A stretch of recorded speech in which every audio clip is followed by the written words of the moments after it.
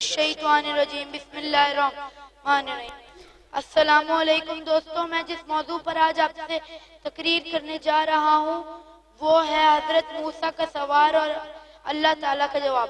ایک دفعہ حضرت موسیٰ درخت کی چھاؤں میں بیٹھے تھے کہ انہوں نے اللہ سے سوال کیا، اے اللہ، جب تیرا عذاب تو برے لوگوں پر آتا ہے مگر ان میں کچھ نیک لوگ بھی ہوتے ہیں جو تیرے عذاب میں مارے جاتے ہیں۔